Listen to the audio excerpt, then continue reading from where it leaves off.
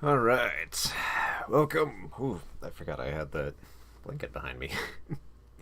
Welcome to another movie review stream. My name is Mark McPherson. I am a film critic for movieswithmark.com, filminquiry.com, and twincitiesgeek.com. If you'd like to read some of the reviews that I do on these live streams, you can check them out there. They're usually on Movies with Mark, although the one in particular we're doing today will be on Film Inquiry, I think by tomorrow, I believe. Okay, so fairly short stream today, and it's mostly just because it's the only film I got around to seeing this week, just because I've been very busy. But yes, of course, we will get to a spoiler-free review of Ant-Man and the Wasp, Quantumania, the latest film in the Marvel Cinematic Universe, obviously the third Ant-Man film and the first film of Phase 5. I believe it's the start of Phase 5, because I'm pretty sure we finished Phase 4 with that. Yeah. All right, so let's get right to it then. All right. So we'll get the review started up here. And this will refrain from spoilers, so we won't reveal any of like the post-credit Easter eggs or or if there's any character deaths or anything like that. Don't worry. So if you're still in that, especially since this is like the Phase 5 start, if you're in that mode where just like, I don't want any spoilers, I don't want anything ruined for me, relax, chill. This is not my first rodeo where I've done this before, so I got it under control. No spoilers, so you don't have to worry. Okay. All right. Let me clear my voice here because it's going to be a big one.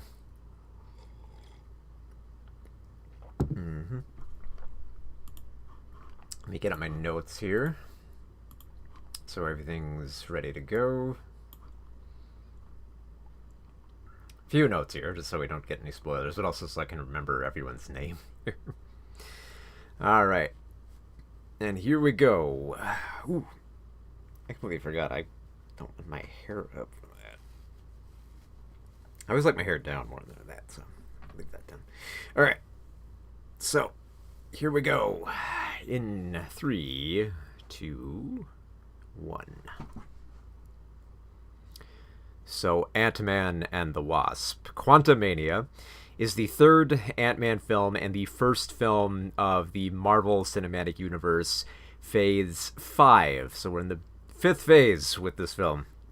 And I gotta admit, like, I'm a bit on the fence about this film because it feels like Quantumania feels like a clash of two different types of films. It feels like it's still trying to be that type of, like, you know, zippy and fun Ant-Man movie that we've seen in the first Ant-Man movie and Ant-Man and the Wasp. It's trying to pick up again with all these characters and continue their dynamic and focus more on like the aspects of this family the problems that arise as they get used to each other once more after being reunited. And at the same time, this is also a film that wants to lay the foundation for, you know, the next big bad of like the Avengers film, and it wants to set up a whole bunch of other films.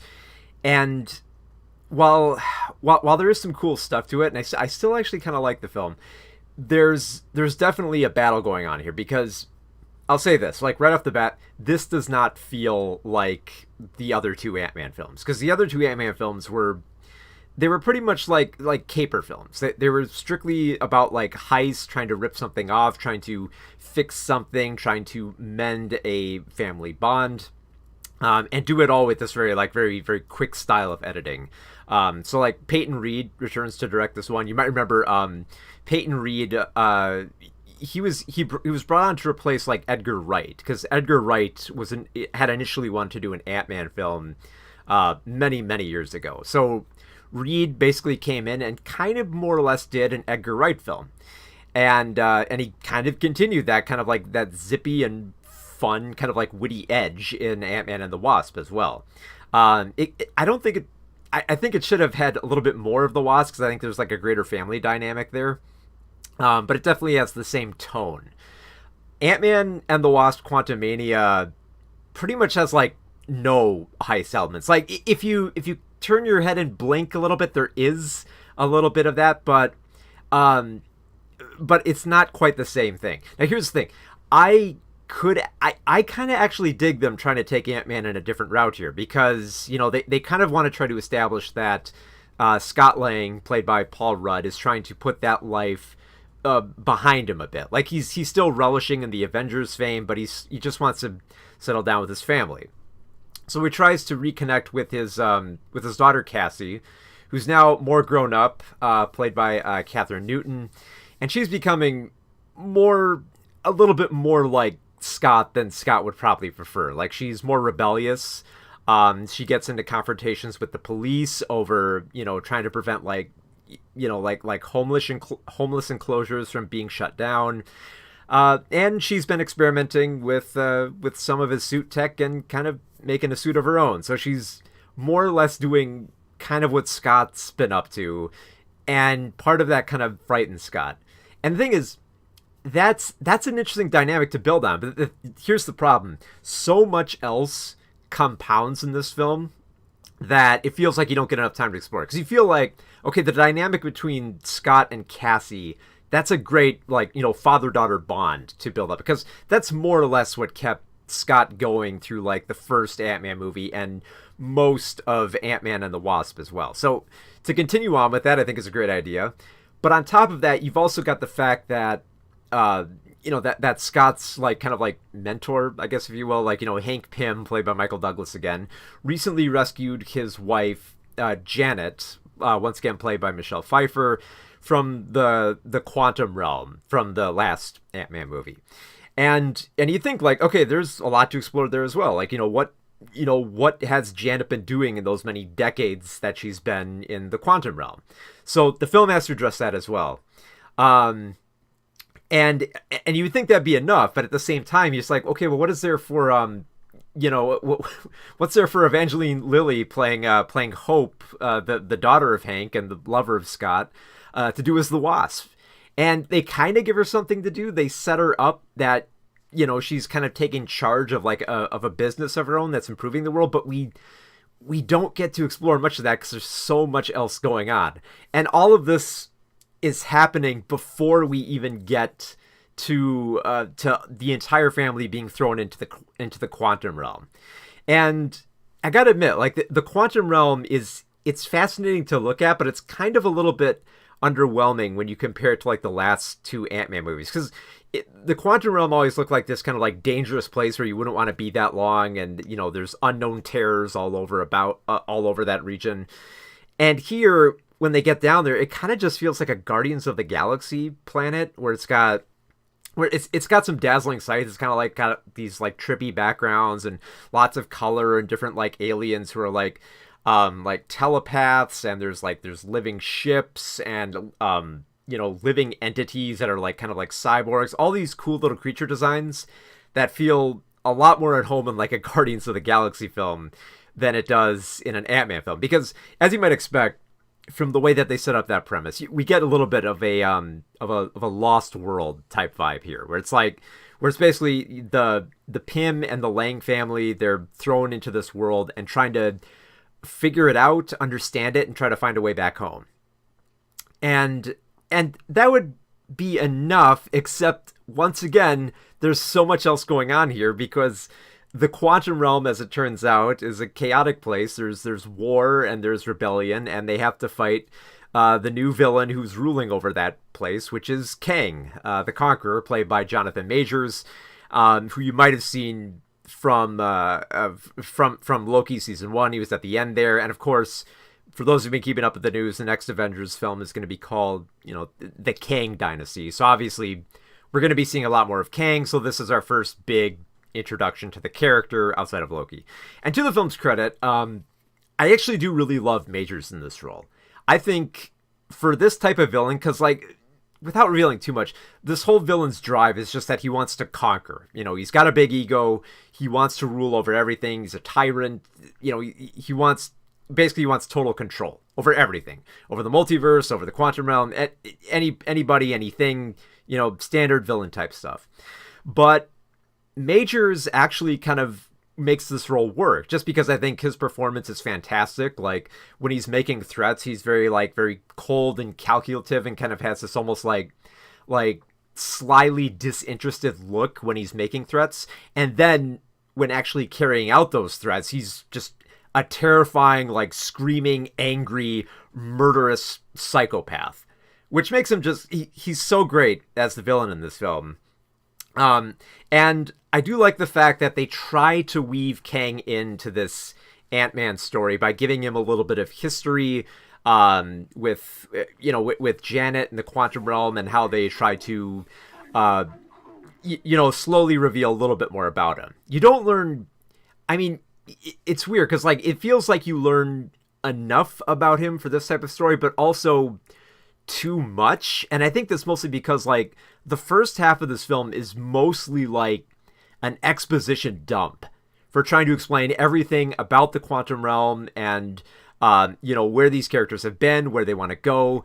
And we kind of get lost a bit too much in just the fantasy elements, where everything looks like it's, a psychedelic, record cover.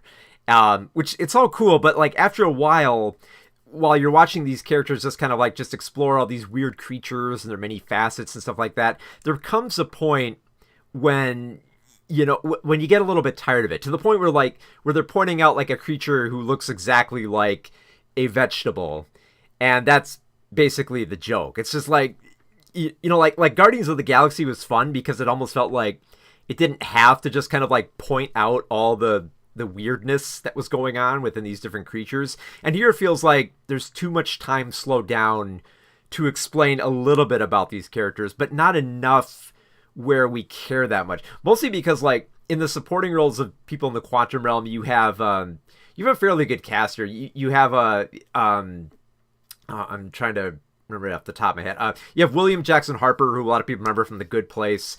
He's kind of interesting as a telepath. You have Katie O'Brien. She's a freedom fighter, and she's got a very feisty attitude. And they do play these roles well. I like them, but we don't get enough of that because there's so much else going on that the best way that I can describe this film is just that it's trying to pack way too much material in here. It feels like, an expanded Ant-Man trying to shove into a little can and trying to shake it up and make it work. And it's more impressive for the fact that that its thematic elements kind of work the more that it goes along, as opposed to its character dynamic. Because I'll say this: if you're coming into this Ant-Man film hoping to have some more of that, like, that witty and fast-paced nature, you're probably not going to get as much as that here. I mean, you kind of think, like, you might get some of that comedy out of that, especially since you have, like, Greg Turkington returning as, like, the Baskin-Robbins employees. You get a little bit of fun stuff happening with him there. You have the addition of Ruben Rabasa, who you might remember as the I'm pretty sure that's his name. That's the guy who did the car sketch from I Think You Should Leave Now with Tim Robinson. So, like, too small. That guy's in there. He has some fun. And that's kind of like the sad thing. It's like his scene. He has, like, 2 scenes in the film, and they're both funny. I love them, but they're probably the funniest scenes in the film, and everything else feels like it's smile worthy, but it doesn't feel like it has the same, like, comedic edge as the other Ant-Man films. And it's a shame too, because it feels like you have some pretty good comedic talent here who unfortunately are not played up to all their strengths.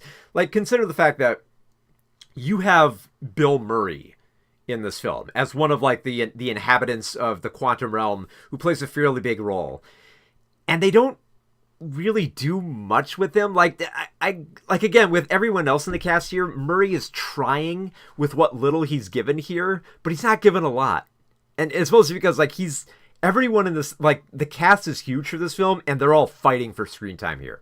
They're all fighting to have their story arcs and their characters brought about in this film.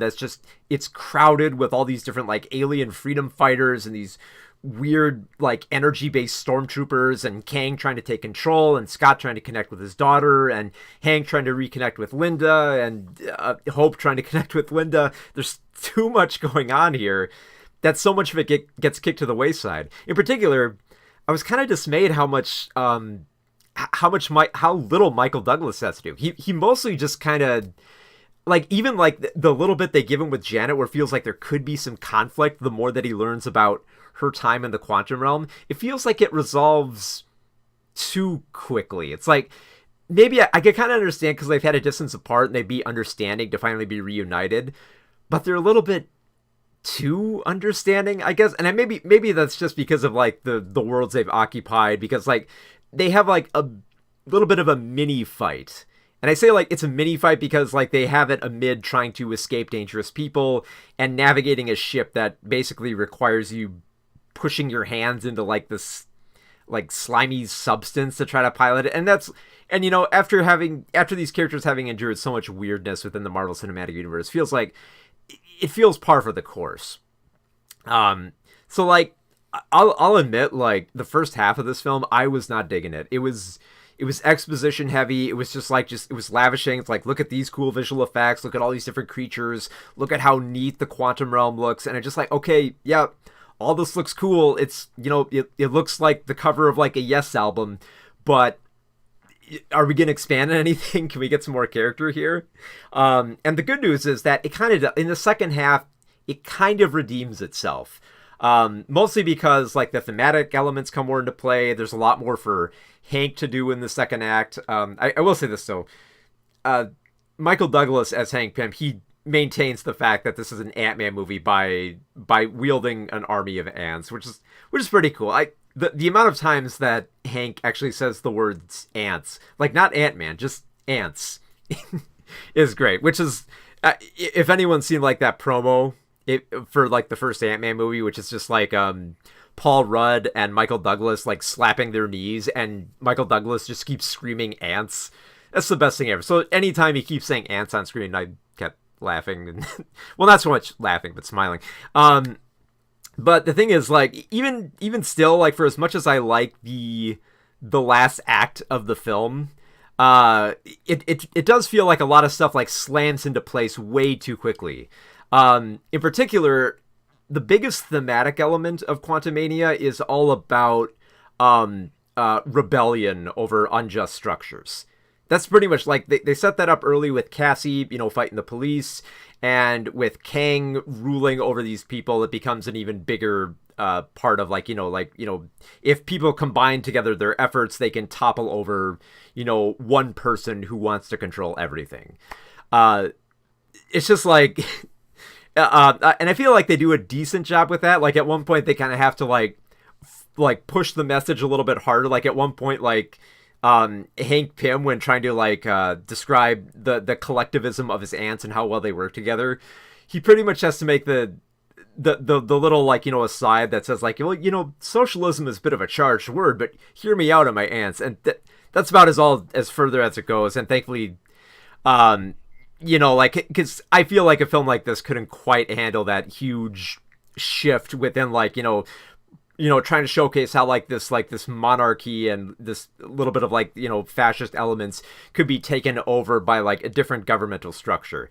I don't expect Quantumania to deal with that heavily.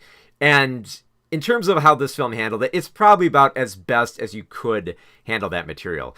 On more of a surface level, though, it just looks great by the ending. You have like this big uprising against Kang, so you have all these different alien creatures fighting. You have Ant-Man going big, and smacking about starships. You have Wasp getting in on the action. You have Cassie getting in on the action. You have ants. You have energy weapons and creatures, and there's growing and shrinking all over the place, and there's the multiverse on the line. Everything is happening. There's lots of fights, and it actually looks kind of cool. Like there is a moment in the middle of like this grand showcase of like fighting where I'm just like, okay, you know what? It's a sci-fi kind of like Star Wars style war. This is actually pretty cool. It's like for as boring as like the first act turned out to be, the second act kind of redeems itself. I just like it. But that was like my biggest hang up though. It's like it feels like two different films fighting against each other, and it kind of ends up as kind of like an okay film when it feels like favoring either one of these types of films could have been great. And it feels like they have to have like so much backup to make this type of story work, to try to make it believable that Kang is like a presence within Scott and Hank's life, that they have to defeat this guy. But just in case that doesn't work, they also bring MODOK into the picture, and MODOK plays MODOK is played by like a character that was previously established in an Ant-Man movie. And I think this kind of goes to the. I think the interesting thing is like in order to like make this grand reveal, the film actually has to do flashbacks to like the first Ant-Man movie to show you like, oh, it's okay, it's this character. You might not recognize him because like, you know, MODOK is like the guy with the giant head and the small arms and legs, but they have to give you a flashback just because like, yeah, Ant-Man was way back in 2015. You remember that film? No? Well, okay, here was this character and this actor that we had for him. And I will say this, MODOK is a good supporting villain, mostly just because, you know, he's easy pickings for Scott to have fun with. It feels like there isn't much you can do with Kang. I mean, he's got like, you know, the cape and he's got like, you know, like the blue helmet and everything like that. You could maybe make a few cracks, but MODOK is just ripe for jokes. And then of course the actor playing him has great like comedic timing as like the guy who's not quite in on the joke. So there's a little bit of fun there, and I love the fact that they do play him up a little bit more in the second act. They kind of waste him a little bit in the first act. They really want you to believe that he's like this serious killing machine, and then by like the second act, it's just like he becomes a little bit more of a joke, who's you know, of someone with a fragile ego who empathizes with Kang.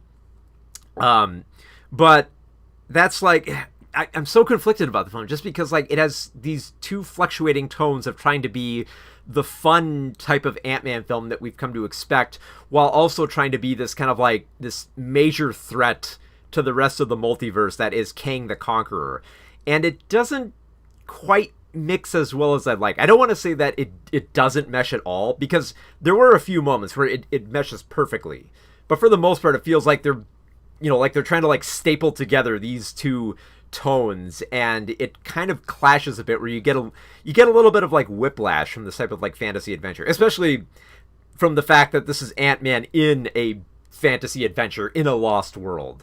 Because yeah, we have gotten glimpses of the quantum realm before, but to be in it for like 90% of the film, it makes it an entirely different type of movie. And I was almost with it. I just like, I wish some more of that fun kind of witty Ant-Man came with it, and sadly it doesn't. Like there are some attempts to bring out some of like that witty nature, and most of those attempts kind of fall flat on their face just because they're trying so much to build up like this grander story that's going to set up the other Avengers films, while also being a surreal trip through the quantum realm. Like, just in case like you were worried that the quantum realm is just going to look like, you know, like it's going to look like the set from like the old Lost in Space show, which that was my biggest fear. Thankfully, there are some like very trippy moments where, you know, Scott loses himself. He starts losing his mind. The big like multiverse MacGuffin here kind of like warps time and stuff. So there's some weird trippy stuff here that feels more akin to the type of stuff we've seen in Ant-Man.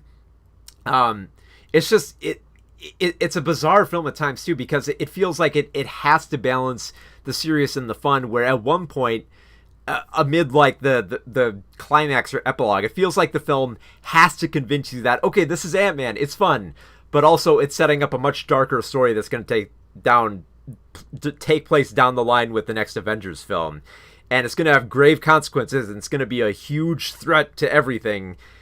But also, this is a fun Ant-Man movie, so have fun with it, but also be aware that there's a darker side coming, and it kind of clashes here. It does more or less come together in the end. I like the fact that there is some finality to this type of story, and I do like the fact that they actually make great use of Jonathan Majors and Scott Lang. It's not like, if you're worried that it's going to be like one of those things like with like Thanos and Guardians of the Galaxy, where he just shows up and we learn a tiny bit about him, and then he's just off, and we never hear much about him until like the next Avengers movie.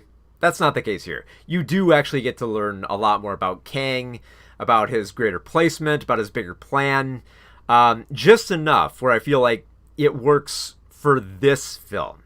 You can tell, of course, that it's going to expand into other films, and that there's a bigger plot at play here, and that, you know, they're going to shove all those, like, you know, previews of what will happen next, and like in the post-credit Easter eggs, which I won't spoil, but But yeah, so it's a clashing film, and I would definitely say it's the weakest of the Ant-Man movies, certainly, just because like I mean, there's a lot of lacking elements. For one, you don't have Scott's crew here. It doesn't have the same quick pacing and editing that the other Ant-Man movies had, and it's trying to be a much different film. But if it's trying to be that kind of like Lost World fantasy adventure to do more trippy and wild things with Ant-Man and finding all these like weird alien creatures and sci-fi tech to explore, it does that pretty well by the end of the film. And honestly, like, you know, if thinking between it, if I'd rather have like, you know, a terrible first half or a terrible second half, if it meant the other was going to be great, I'd rather have like a boring first half of the film and then have an exciting closer that more or less delivers on the type of Ant-Man film that I would like to see, while still trying to experiment with it. So yeah, it's not the best Ant-Man film. It's definitely the weakest, but I still had a lot of fun with it just because I do like these characters. I like that they still explore a bit of their dynamic. It just feels a little bit reduced here by the fact that this film has to tie into the other Avengers film. This is probably more than like any of the other Marvel films since like Iron Man 2. This is the one film where you can tell like they are trying so hard to push in and ramp up like the promotion for other films that it almost hinders the film. It almost made it like one of like the worst Marvel films that I've seen. It's definitely a rocky start. It's a rocky start to Phase 5 with trying to have these clashing elements and, you know, dogpiling all these arcs that don't get explored as much as they should, but still come to like a decent conclusion here where I had a solid amount of fun with it. So I kind of more enjoyed this film just for its thematic elements, which hold true about, you know, revolution over an unjust system, and also just like the cool visual effects and all like the weird Star Wars style like sci-fi fantasy elements that were going on in this film. So I was a bit on the fence. I was weighing it for a long time after I got out of the theater, but ultimately I kind of dug it. Yeah, it's not the worst Marvel film, but it's definitely the least impressive Ant-Man film, just because it feels the least like an Ant-Man movie. So if you're wondering where I fall on there, it's positive. It's what you would call a mild recommendation. I would say if you're big into, you know, if you fall in the Marvel Cinematic Universe and you've loved Ant-Man, you'll probably like this film. It depends how willing you are to stick with it in its first act. But you know, since I was kind of like locked in, and you know, and the film's only 2 hours long. It's not like a huge time crunch, you know, so it was worth it for that. Just like the visuals alone were dazzling enough, just because like you get the feeling there's only so much you could do with like this power within the reality that Scott occupies and Hank occupies. So I like the fact that they were trying to take it somewhere different. I just felt like that zippy tone, that, especially since I didn't quite want to reveal it here, but there's a certain fan favorite character who's not in this film. I don't know if that's a big spoiler or not, but yeah, if you know who I'm talking about. Anyway, yeah, it's not a bad film. It's like, it's definitely a very rocky start to Phase 5. It's not a terrible film, but it's just like, if this is the type of storytelling that they're going to go through for Phase 5 and trying to ramp up to Kang, because it feels like we got a lot of Kang in this film. You get to learn a lot about him. Almost too much, where it's like seriously, without giving away any major spoilers, by the end of the film, I feel like I had a decent enough idea of what's going to happen in the Kang dynasty. There might be some changes in between there, but I get the idea. I more or less get the idea of what's going to happen with the Kang dynasty. Now, that might actually be a blessing in disguise, because if we reveal this much about Kang now, it might mean that the rest of Phase 5 will actually just get to be standalone Marvel stories that don't have to, like, build up to Kang. Because we already got the build up. We know who Kang is. We know who his character is. We got to see Jonathan Majors flex his muscles in this role, which he does so well at. I mean that both figuratively and literally in this film, okay? But yeah, like we know enough about Kang. It was like, I don't know if you have to, like, bring him up. You could maybe, like, throw him in, like, a post-credit scene in the other films, but other than that, it's like, okay, we get the deal. I understand what he's doing, and it looks like, you know, I mean, there's the second season of Loki coming out, so, and since he was in that series, obviously they'll probably explore more in there, so I guess I'm kind of hopeful more for Phase 5, just because I feel like if we know this much about Kang already, that the rest of the films can kind of be their own thing, rather than kind of, you know, keep going with, like, the serialized story. That's my hope. Because, I don't know, for all I know, like, Kang could be in the rest of Phase 5. And he'll, like, have to play a central role. Which, without giving too much away, he might, you know. Who knows? But I guess I'm more hopeful after this film. Like, it's probably, you know, given how the rest of the Phase 5 goes, this might be the least impressive film of this arc. But even still, like, it's still got elements of an Ant-Man film in it. I mean, also because you got Greg Turkington. You get 2 scenes of Greg Turkington. What more do you want? On cinema at the cinema, you know. All right, so let's play a little music for a little outro there. So yeah, if you'd like to read my review of Ant-Man and the Wasp: Quantumania, that review should be up on Film Inquiry tomorrow.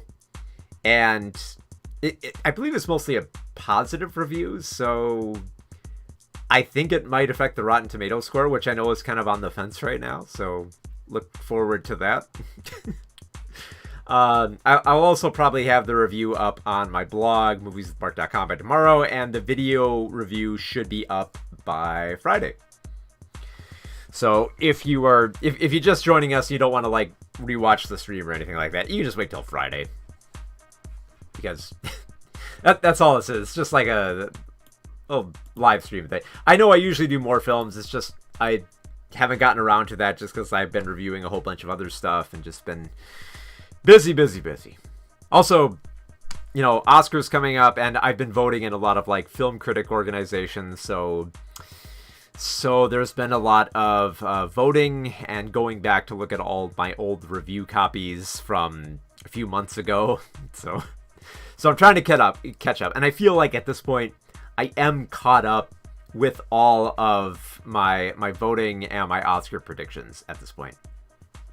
So, in fact, I believe in my last live stream I gave Oscar predictions anyway. So there you go. So yeah, thanks for watching. I know it was a brief stream that we only talked about Ant-Man, but that was the only big film coming out this week, and that's the only one I got around to seeing.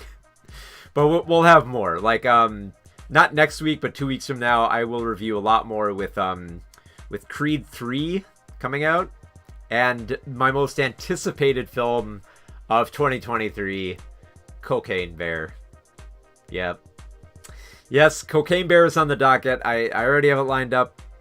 I'm going to see that film, and I can't wait. I'm so excited.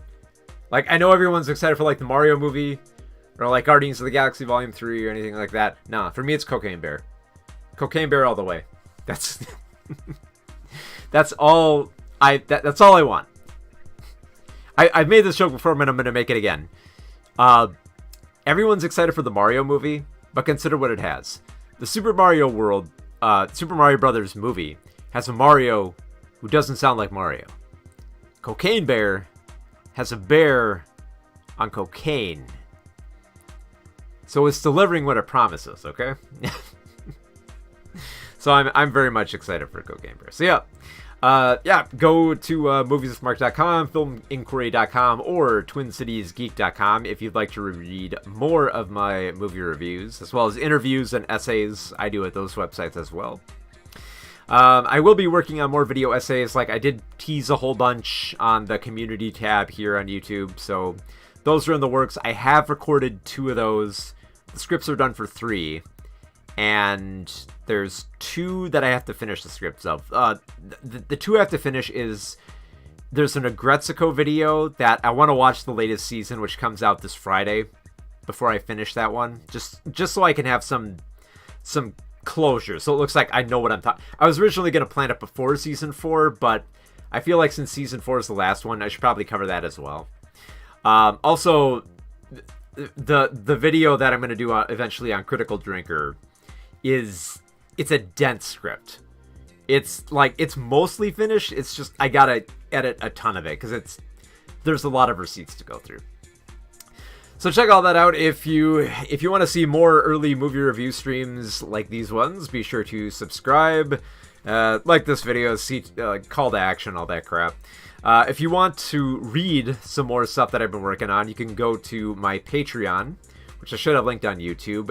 You can actually get access to some of the books I've been writing on movie history. I'm currently writing a book on Saturday morning cartoons, and you can read along with each chapter as I finish it through Patreon exclusively, as well as getting a free book once it's done. So yeah, when you sign up for Patreon, you're not only supporting this stream and all the reviews and everything, but you'll also be supporting my books and get some free books yourself. So, and I feel like that's the better type of merch, merch that you kind of more or less make yourself. Obviously, it goes through a printing company, but they're books that I've written. So